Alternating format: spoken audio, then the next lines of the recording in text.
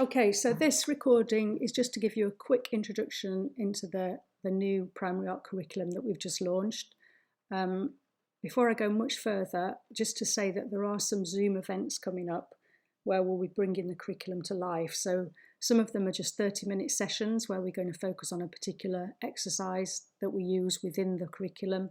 Some of them are going to be slightly longer when we take you through a whole pathway for a different year group. And then in September, we've got a lovely session that we're planning when we're just going to start the year with teachers together, start the year with the new curriculum. So I'm sure Susan will send you a link to those events, but if you ever want to get to them, if you click on areas of expertise, inset CPD, and then click on ticketed and drop in Zoom events, that will take you to those events, and they're all free of charge.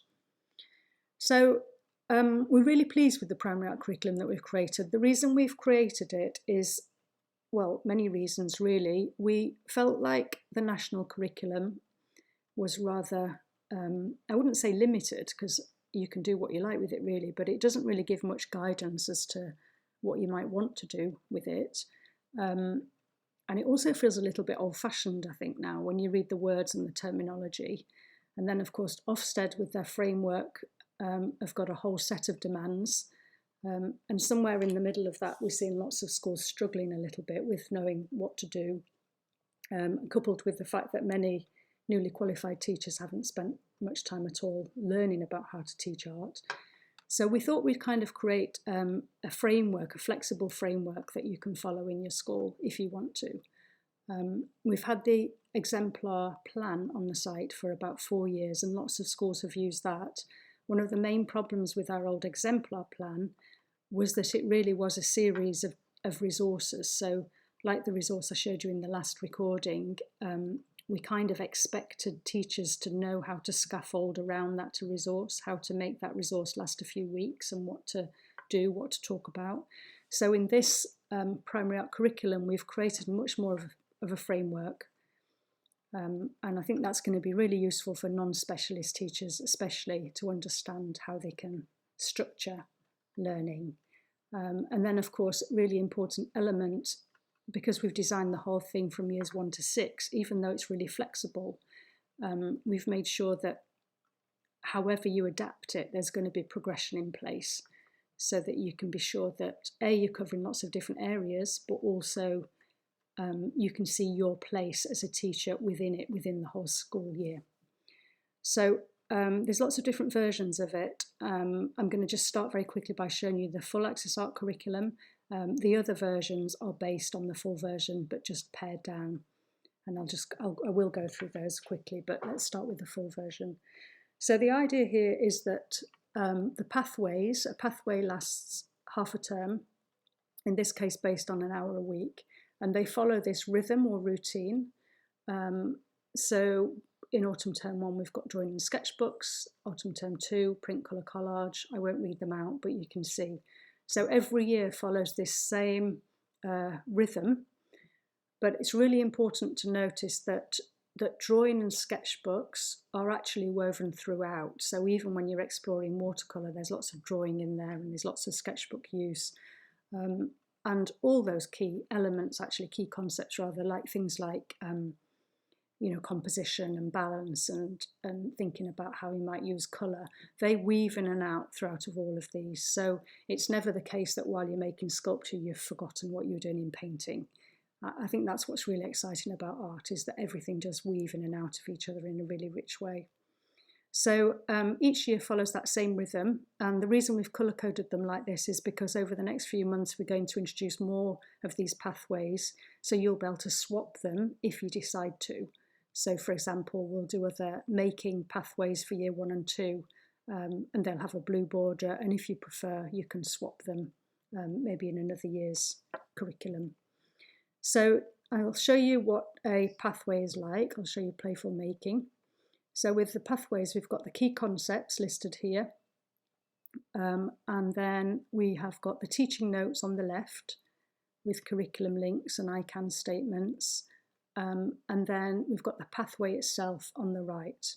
And the pathway is basically a structure. So for those 6 weeks, a structure of resources that you might like to use to achieve the aim. And of course, there's links within it to take you to more resources to help you do this in schools. So they follow slightly different sequences. Sometimes they start by looking at an artist or more than one artist. And when I say artist, I also mean designers and craftspeople as well, and architects.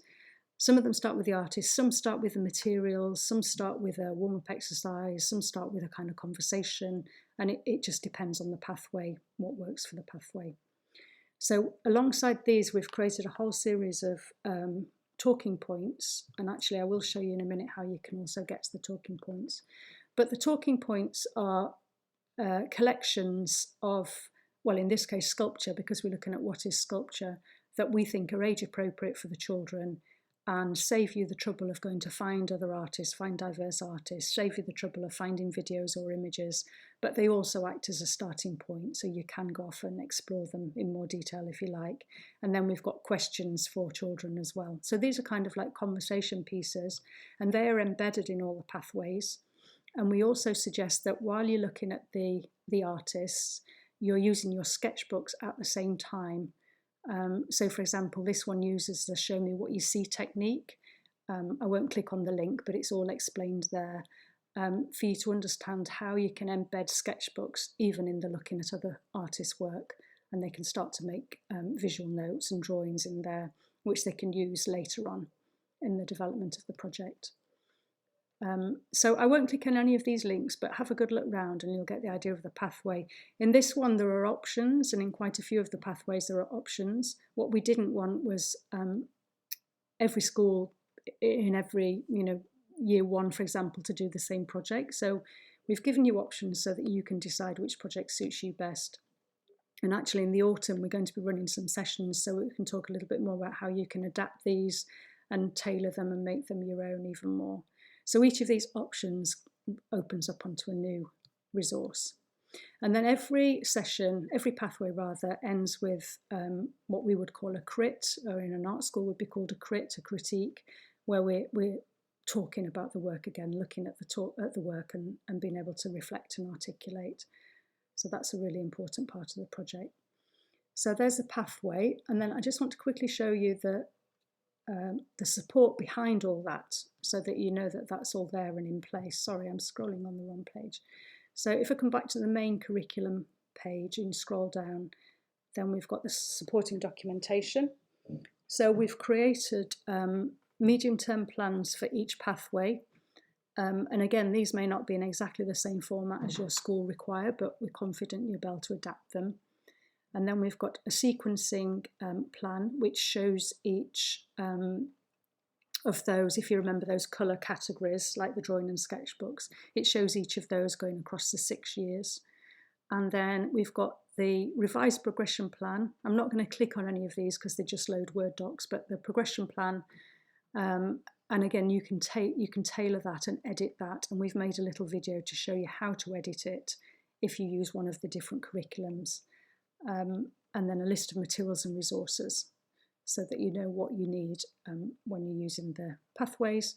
And then finally, we've got a selection here of support videos, which there's quite a few there already, but we will be making more that tell you a little bit more about the intent behind our curriculum, because it is really important, I think, that you share that intent, or you question it and you change it slightly to fit your school. So you can understand more about the intent there. And there's also videos there about how to edit and tailor.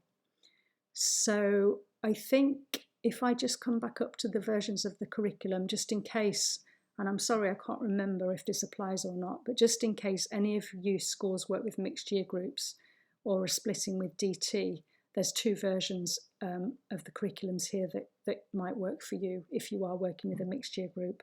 And if you're one of the schools that's also a mixed year group school, and you're also splitting the curriculum with DT, then there's a video on this page as well to show you how you can combine the 2 and adapt the 2. The other main thing to say is really, as a member of AccessArt, then we're really happy to support you by email or even phone conversation. So if you've got any questions or you want us to look over any changes that you've made to a pathway, then you can just email info@accessart.org.uk. Okay, thank you.